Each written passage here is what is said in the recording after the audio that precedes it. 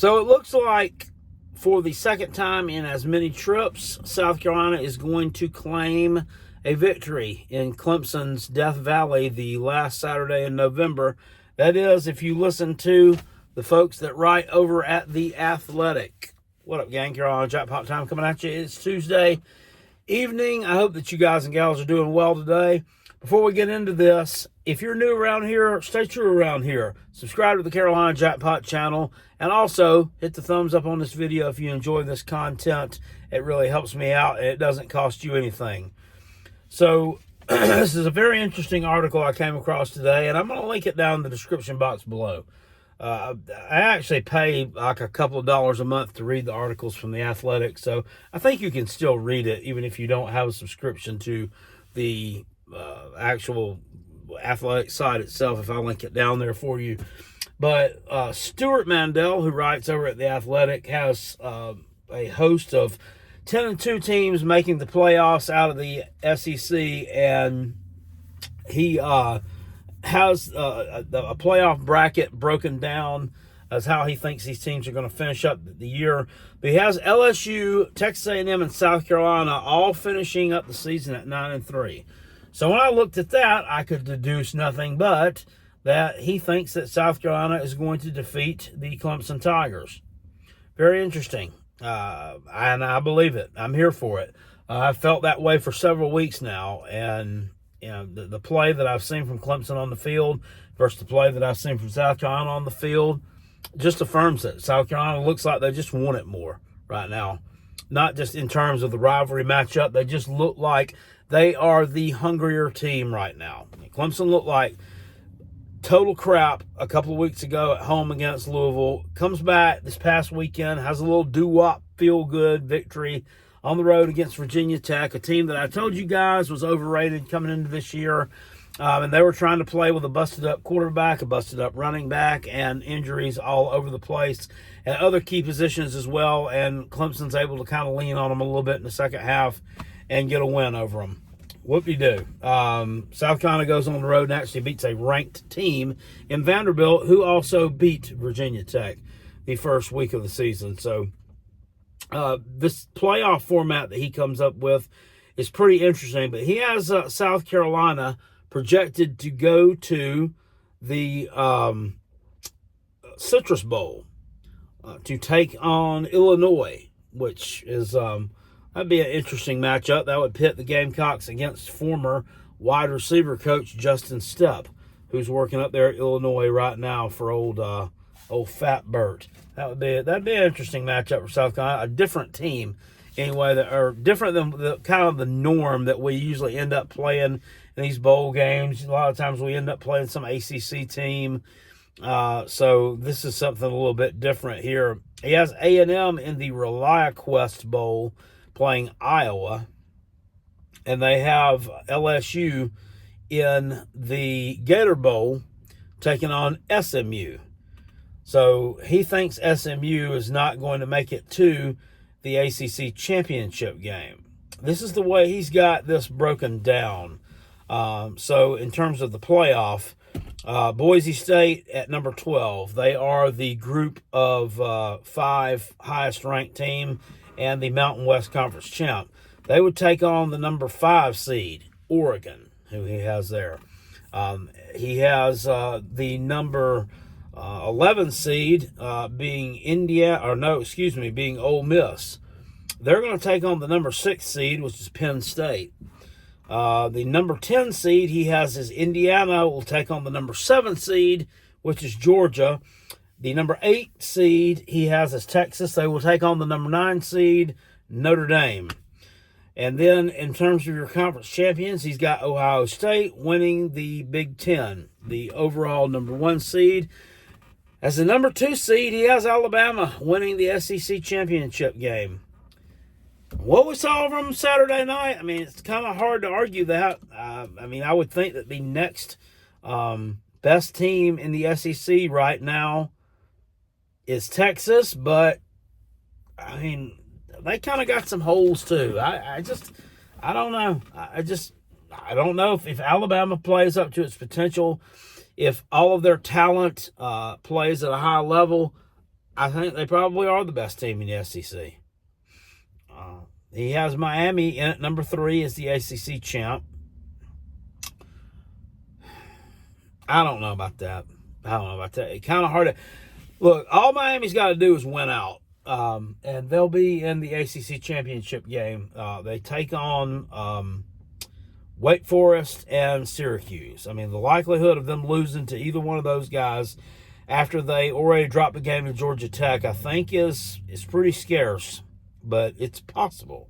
It's possible if it does, and if they do, then that means that Clemson is going to end up in the ACC championship game, provided they beat Pittsburgh this weekend, because their last 2 games are non-conference games. They have a home matchup with the Citadel, and then they have a home matchup with my South Carolina Gamecocks. And then at number 4, the number 4 seed, he has Colorado winning the Big 12.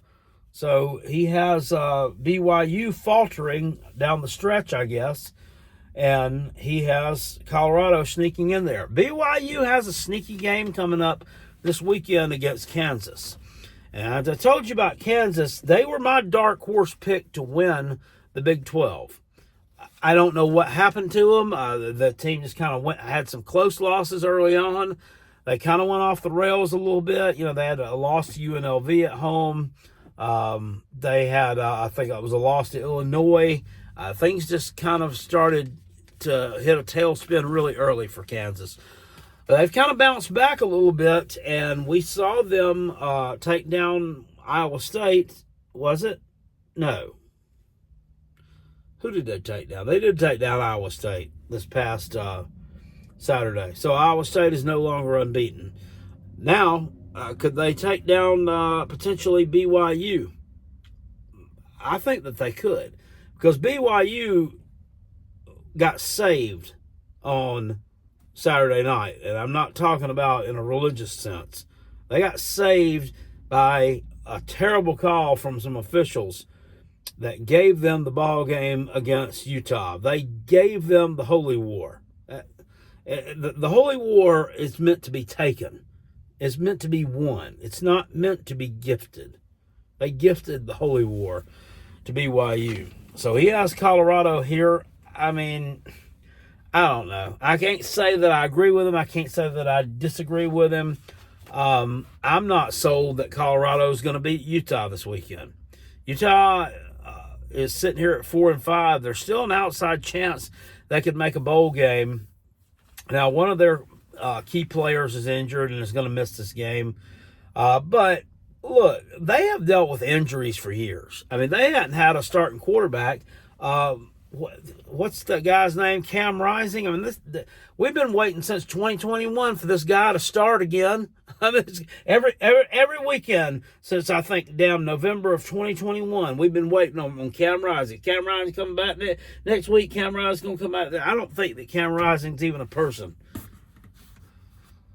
So injuries is not something that really affects Utah in that way. Kyle Whittingham's a good coach. They have good lines of scrimmage. I think they'll be able to run the ball. That's Colorado's weakness. They still are soft up front and can't stop the run. They can't run the ball themselves a lick. I mean, they're throwing 90% of the time. They only have like 2 runs of 20 or more yards the entire season. And they're next to last in the country, like I think next to UTEP in terms of 20-yard rushes. It's unreal. And the more unreal thing is that Shedeur has been able to put up the kind of numbers that he's been able to put up with no running game. You keep on messing around like that, you're going to end up getting burned. And I don't know that it doesn't come sooner than it comes later. But those are their projections for the playoff.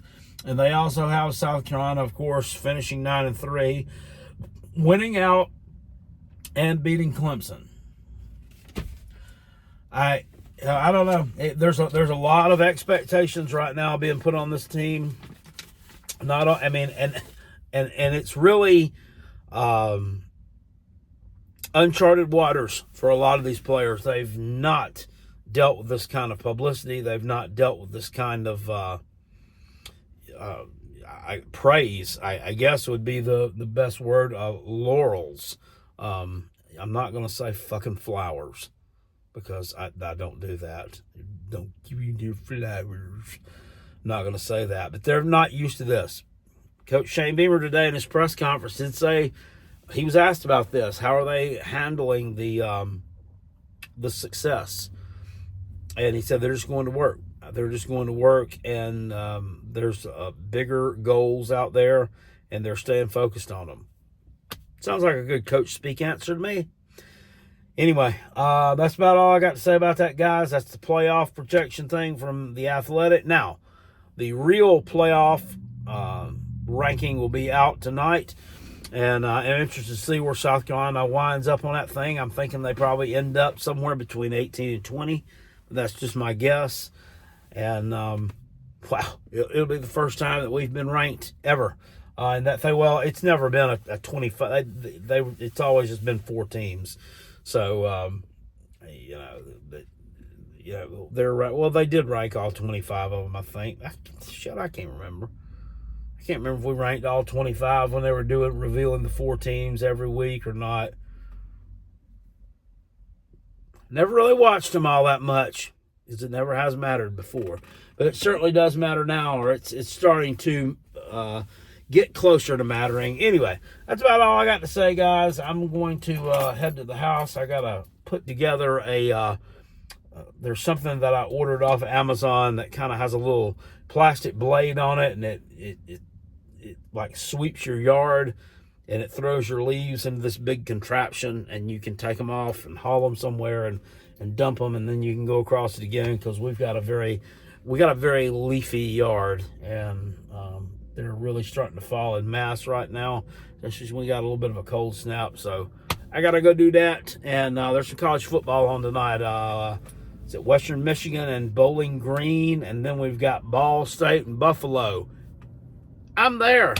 I'm going to watch that. I'm pulling for Buffalo. Old Pete Limbo, former South Carolina special teams coordinator, heading up the Buffalo Bulls. So, well, sounds like it's good stuff. We'll see what's going on with that. Anyway, link down in the description box below to this article. I'll see you guys and gals later. Appreciate you. Peace, and I'm out of here. Go Gamecocks. Woo!